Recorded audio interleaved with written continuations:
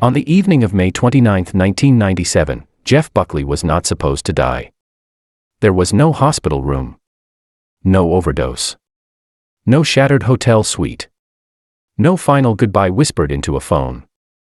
Instead, there was a quiet stretch of water in Memphis, the Wolf River, dark, slow, and unremarkable. A place people passed without thinking. And on that evening, one of the most gifted voices of his generation stepped into it, fully clothed, humming along to music drifting through the air. Minutes later, Jeff Buckley was gone. At the time, the world still knew him as the man behind Grace, the album critics would later call one of the most beautiful records ever made. A singer with a 4-octave range, a haunted falsetto, and a reputation for emotional honesty so raw it left audiences silent. He was only 30 years old. He was preparing his next album. He had plans. He had momentum.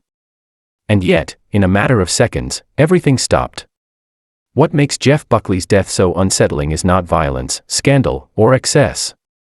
It is the absence of those things. No drugs in his system. No alcohol clouding his judgment. No evidence of self-harm. Just a man, a river, and a moment that turned irreversible before anyone realized what was happening. How does someone simply vanish like that? For 6 days, Jeff Buckley did not exist as a body, only as a question. Friends searched the riverbanks. Police dragged the water. Fans waited, hoping this was some terrible misunderstanding. And the longer he remained missing, the louder the silence became. This is not a story about how Jeff Buckley lived, at least, not at first. This is a story about how his final hours unfolded quietly, almost invisibly, while the world looked the other way. Because when you slow those hours down, when you look closely at where he was, what he was carrying, and what had been weighing on him long before he ever stepped into that river, a different picture begins to form. A picture of pressure. Of exhaustion. Of a man standing at the edge of something far larger than success. Tonight, we rewind time. We trace the final path Jeff Buckley walked, not just to the river, but through the years that led him there. And we ask the question that still lingers decades later. When the news first broke, it didn't arrive with clarity. There was no official statement. No press conference. No final confirmation. Only a sentence that spread quietly through radio stations, music forums, and late-night phone calls: Jeff Buckley is missing. At first, many refused to believe it. Missing sounded temporary. Missing implied return. Jeff Buckley was not supposed to become a headline about disappearance, not now, not here, not when his career felt like it was just beginning to open outward. He was supposed to be in the studio. He was supposed to be recording his second album. He was supposed to come back. But as hours turned into days, the tone shifted. By the second day, journalists began flying into Memphis. Music publications paused their release schedules. Artists who had shared stages with Buckley, or had simply admired him from afar, began making calls, asking the same questions over and over again. Where exactly was he last seen? Who was with him? Why the river? By the third day, hope and dread existed side by side. Fans gathered near the Wolf River, standing silently along the banks, staring into water that gave nothing back. Some brought candles. Some brought copies of Grace. Others brought nothing at all, just the unbearable need to be close to the place where he had last been alive. When Jeff Buckley's body was finally found 6 days later, tangled among submerged branches near the shore, the shock did not explode. It sank. There was no screaming headline. There was no spectacle. There was only disbelief, the kind that leaves people staring at their hands, rereading the same sentence, unable to connect language to reality. Jeff Buckley was dead. For the music world, the loss felt disproportionate to the size of his catalog. 1 studio album. A handful of EPs. Live recordings passed between fans like sacred artifacts. And yet, the reaction was immediate and global. Radio stations played Hallelujah in near silence. Critics struggled to write obituaries that didn't sound like eulogies for something unfinished. Fellow musicians spoke less about influence and more about presence, the way Buckley seemed to feel every note he sang, as if music was something happening to him rather than something he controlled. What made the moment even more destabilizing was the official explanation. No drugs. No alcohol. No foul play. Cause of death, accidental drowning. For many, that answer felt incomplete, not because it suggested conspiracy, but because it offered no emotional logic. How could a man so gifted, so alive on stage, simply vanish on an ordinary evening by a riverbank? The contrast was brutal. In public memory, Jeff Buckley existed under bright lights, sweat-soaked performances, eyes closed, voice cracking open songs as if they were confessions. In reality, his life ended in darkness, far from any audience, without applause, without witnesses who could stop what was happening. That contradiction became the center of the story. Almost immediately, conversations shifted away from what he made to what happened. The final hours began to eclipse the music itself. Every detail of that night was re-examined. Every choice was questioned. Every silence became suspicious. And slowly, another realization settled in, one that made the loss even heavier. Jeff Buckley didn't die at the height of his fame. He died at the edge of it. To understand why his final moments continue to haunt so many people, we have to rewind further, past the river, past Memphis, past the missing person posters and candlelight vigils, and into the life that led him there. Because Jeff Buckley's story is not one of sudden collapse. It is the story of a man who carried extraordinary beauty, extraordinary expectation, and an extraordinary weight long before his last night ever arrived. Long before the river in Memphis, Jeff Buckley's life was shaped by absence. He was born in 1966 into a lineage already shadowed by myth. His father, Tim Buckley, was a celebrated folk musician, brilliant, unpredictable, and emotionally distant. Tim died when Jeff was still a child, leaving behind a reputation larger than memory. Jeff would grow up carrying a famous last name without ever truly knowing the men who gave it to him. That absence mattered. Friends later recalled that Jeff spoke about his father rarely, but when he did, it was with a mix of curiosity and quiet resistance. He did not want to inherit a legend. He wanted to become something entirely his own. Music was not an act of rebellion for him, it was a language he seemed born speaking.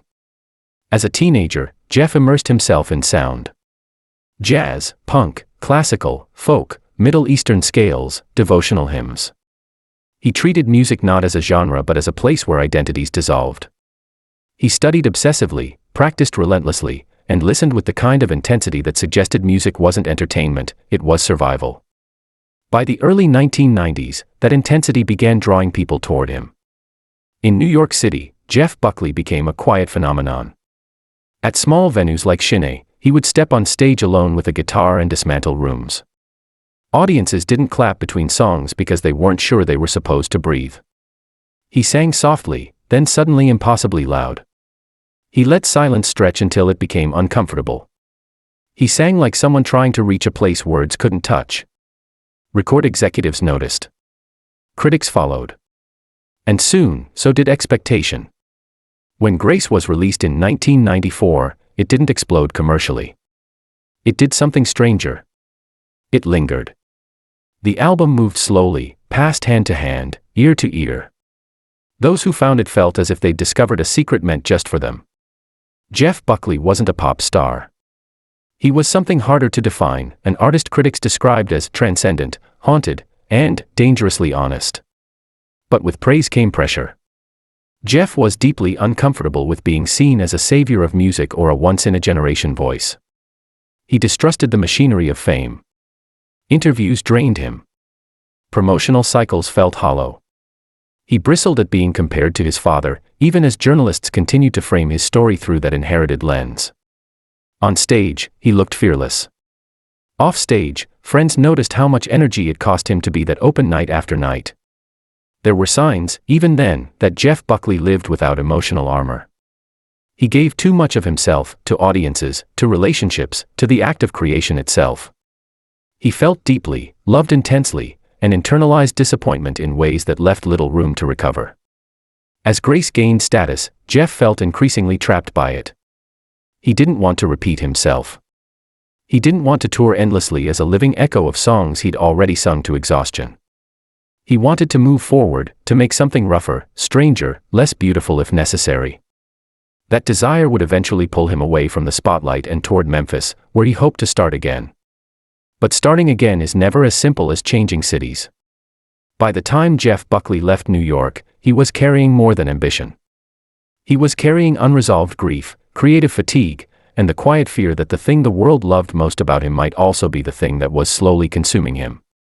Those forces didn't break him all at once. They waited.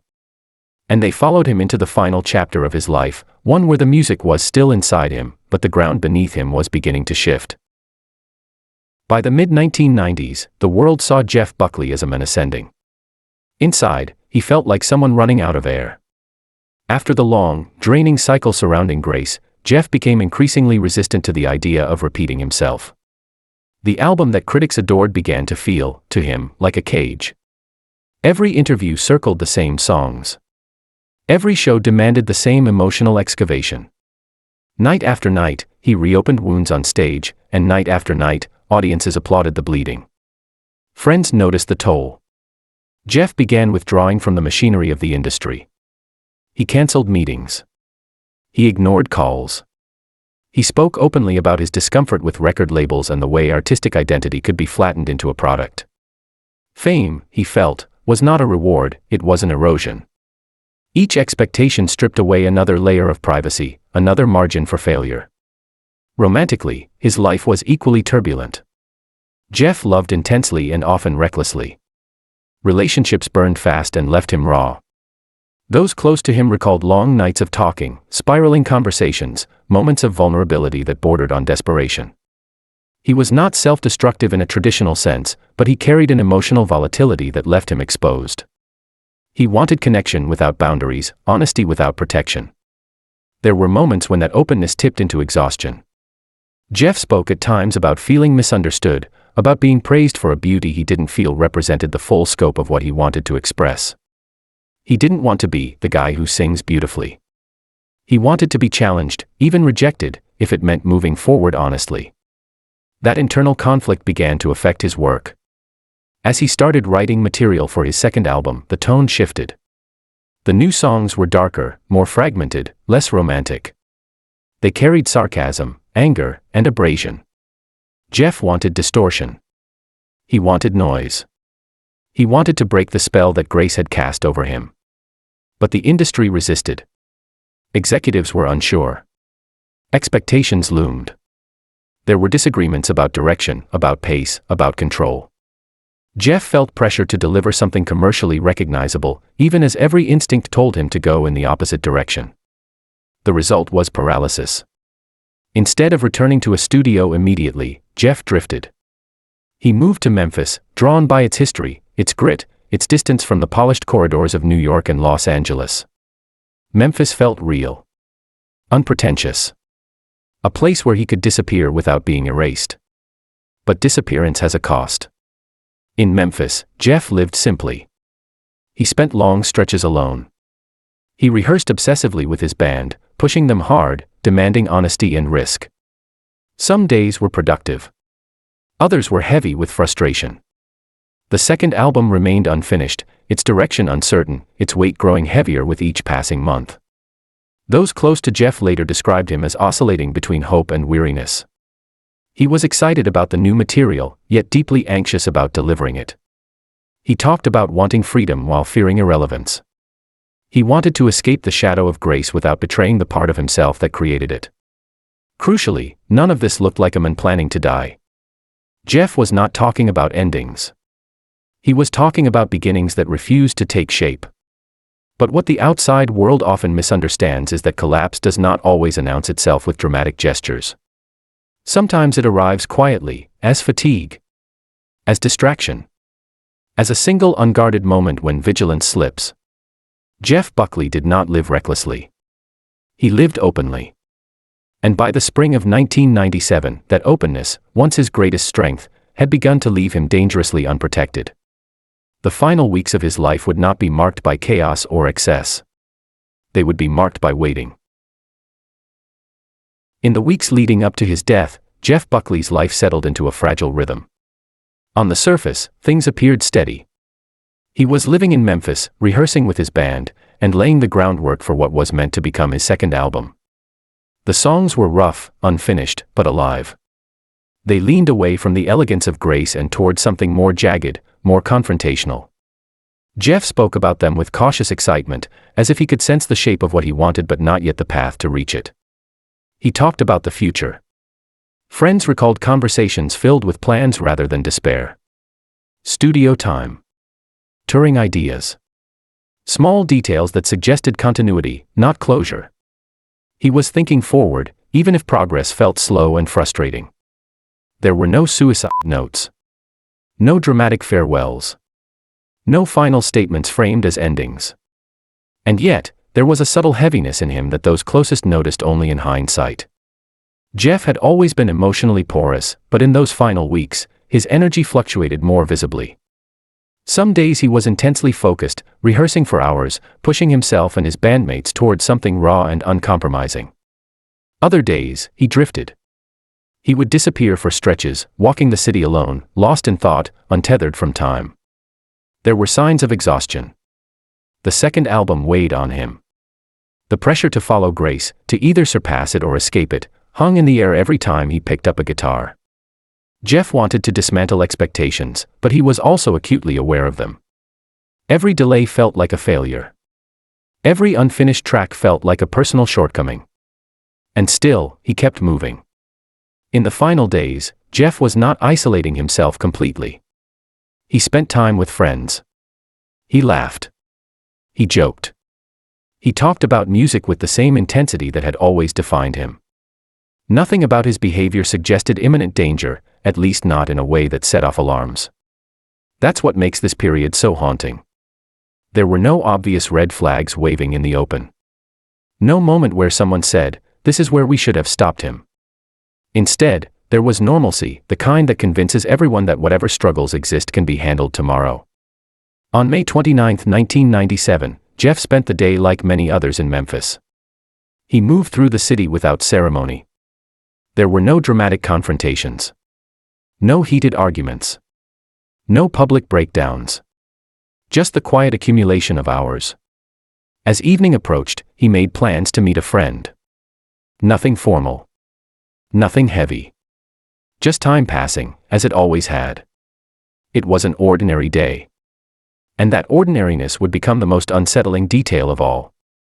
Because when tragedy finally arrived, it did not announce itself with warning signs or emotional speeches. It arrived folded inside routine, inside a moment that felt safe enough to lower one's guard. The final 24 hours of Jeff Buckley's life would not look like the climax of a cautionary tale. They would look like the calm before something no one saw coming. The final 24 hours of Jeff Buckley's life began without ceremony. There is no evidence of a last call filled with urgency. No documented argument. No sudden rupture that marked the day as different from the ones before it. By all available accounts, Jeff moved through May 29, 1997, as himself, thoughtful, restless, and immersed in the quiet tension of an artist waiting for momentum to return. That afternoon in Memphis, the air was heavy with early summer heat. Jeff spent time moving between familiar places, carrying his guitar with him as he often did. Music remained close, even when nothing concrete was happening. He was not alone, but he was not anchored either, drifting between plans, conversations, and long pauses. As evening approached, Jeff met with his friend and roadie, Keith Fody. They talked casually. There was no indication that this would be the last time anyone would see him alive. No one noted unusual behavior. No one sensed danger. At some point after sunset, the two drove to an industrial area near the Wolf River Harbor, a narrow, working stretch of water connected to the Mississippi River. Barges passed through regularly. The shoreline was uneven, cluttered with debris and tree branches. It was not a place meant for swimming. Music was playing from a nearby radio. According to reports, Jeff appeared relaxed. He stood near the water, listening. Then, in a moment that still defies instinctive understanding, he stepped into the river, fully clothed, while singing along. There was no challenge issued. No announcement. No performance. Just an impulsive act that, in the context of his life, did not feel entirely out of character. Jeff Buckley often tested boundaries, trusted his body, trusted the moment. He had swum before. He was physically strong. There was no reason, in that instant, to assume danger. But rivers do not behave like pools. The current beneath the surface was stronger than it appeared. A wake from a passing boat disturbed the water. Jeff was pulled under. Keith Fody lost sight of him almost immediately. What followed was confusion. Panic. Seconds stretched into unbearable length. Jeff did not resurface. Emergency services were contacted. A search began quickly, but darkness complicated everything. The water was murky. Visibility was poor. The river offered no clear answers. That night, Jeff Buckley did not come home. Hours passed. Then morning. Then another night. Search teams returned to the river again and again. Divers combed the area. Friends and locals scanned the banks, calling his name into a silence that never replied. For 6 days, Jeff Buckley existed only as an absence. When his body was finally discovered, it was not far from where he had entered the water. He had been caught among submerged branches, held beneath the surface by the very environment he had underestimated. The autopsy would later reveal facts that complicated the story rather than simplifying it. There were no illegal drugs in his system. Alcohol levels were minimal. There was no evidence of foul play. The official cause of death was accidental drowning. And yet, for many, the explanation felt emotionally insufficient. Not because it was implausible, but because it was terrifyingly ordinary. A moment. A miscalculation. A river that looked harmless enough until it wasn't. Jeff Buckley's final hours did not end in spectacle. They ended in silence, darkness, and a sequence of events that could not be undone once they began. That is what makes them so difficult to accept.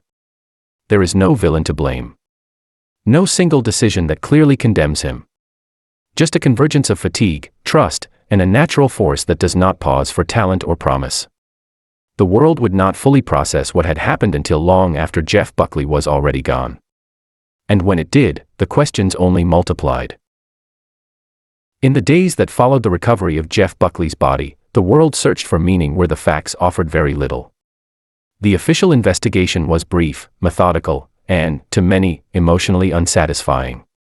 Authorities reviewed witness statements. They examined the river conditions. They conducted an autopsy. And when the process ended, the conclusion was clear and unequivocal: accidental drowning. No drugs. No intoxication. No evidence of suicide. No evidence of foul play. From a legal standpoint, the case was closed. But culturally, it was just beginning. Almost immediately, questions began circulating, not in the form of grand conspiracies, but as quiet doubts. Why would someone enter a working river at night? Why fully clothed? Why alone? Why there, of all places? For fans, the idea that such an extraordinary life could end through such an unremarkable accident felt intolerable. Accidents are supposed to happen to anonymous people, in ordinary lives, not to artists whose voices seem to carry entire emotional universes. Some searched for psychological explanations. They revisited interviews, lyrics, late-night recordings. They pointed to Jeff's exhaustion, his resistance to fame, his frustration with the industry. They asked whether the act of stepping into the water was a lapse in judgment or an expression of something deeper, a need to feel something immediate, physical, uncontrollable. Others pushed back against that narrative. They argued that reading intention into the accident was a way of refusing randomness. Jeff Buckley, they insisted, was not self-destructive. He was spontaneous, curious, unafraid of risk. And rivers, no matter how calm they appear, are lethal when underestimated. What complicated matters further was Jeff's absence from the story after his disappearance. For 6 days, there had been no body, only uncertainty. During that time, speculation flourished unchecked. Each hour without answers allowed imagination to fill the gaps. By the time the facts arrived, many people had already written their own versions of what had happened. The media played its part. Headlines oscillated between tragedy and myth. Some framed Jeff Buckley as a doomed genius, fated to burn out early. Others leaned into romantic fatalism, casting the river as a poetic ending to a poetic life. Few resisted the urge to shape the accident into a narrative that felt meaningful. But those closest to Jeff consistently rejected that framing. Friends and family emphasized the absence of despair in his final days. They spoke about plans, conversations, unfinished ideas. They reminded the public that a life does not become symbolic simply because it ends too soon. Sometimes, they said, it just ends. And yet, the questions lingered. Not because the evidence was weak, but because the outcome felt disproportionate to the cause. A brief moment of misjudgment had erased a future that still felt wide open. That imbalance is difficult for the human mind to accept. So the debate never fully disappeared. Was Jeff Buckley's death a tragic accident? Or was it the quiet result of pressures that had been building for years? The truth may be that both can exist at once. An accident can happen to someone already worn thin. A moment can become fatal not because of intention, but because of vulnerability. In Jeff Buckley's case, the investigation ended quickly. The conversation did not. And as years passed, the absence he left behind began to take on a life of its own, shaping how his music was heard, how his story was told, and how his final moments were remembered. In the years after Jeff Buckley's death, something unusual happened. His absence grew louder. With only one completed studio album to his name, Jeff Buckley became a presence rather than a catalog. Grace did not fade with time, it deepened. New listeners discovered it as if it were a message sent forward, unaged, still vibrating with emotion decades after it was recorded. Songs that once felt intimate became universal. Lyrics that sounded personal began to feel prophetic, though they were never meant to be. Jeff Buckley did not live long enough to watch his work become a legacy. He did not see his version of Hallelujah become a global elegy. He did not witness younger artists cite him as a turning point in their own lives. He did not hear his name spoken with the reverence reserved for those who leave too early. What he left behind instead was possibility. An unfinished second album. Fragments of songs that hinted at a harsher, more experimental direction. Live recordings that captured him in moments of pure risk, where music felt less like performance and more like exposure. For some, that incompleteness became part of the myth. For others, it remained a quiet tragedy. But perhaps Jeff Buckley's true legacy is not the work he didn't finish, it is the honesty he refused to dilute. He sang without armor. He created without calculation. He stepped into music the way he stepped into life, fully, without guarantees. And that is why his final moments remain so haunting. Not because they were dramatic. Not because they were intentional. But because they were human. A man tired but hopeful. A night that felt ordinary. A river that did not announce its danger. When we look back at Jeff Buckley's last hours, we are tempted to search for meaning, a warning, a lesson, a pattern that might protect us from similar endings. But the truth is more fragile than that. Sometimes, a life shaped by beauty and pressure ends not with a statement, but with a misjudged step. Sometimes, genius does not fall in flames. It slips quietly beneath the surface. Jeff Buckley did not choose to become a symbol of loss. He was simply a man who trusted the moment he was in, and paid for it with everything that might have come next. And maybe that is the final, uncomfortable truth of his story. That even the most luminous voices can disappear without warning. That talent does not grant immunity. That the line between survival and silence can be thinner than we ever want to believe. Jeff Buckley's last moments were brief. But the echo of them is still with us. In the music. In the unanswered questions. And in the quiet understanding that some losses never resolve into meaning. They simply remain.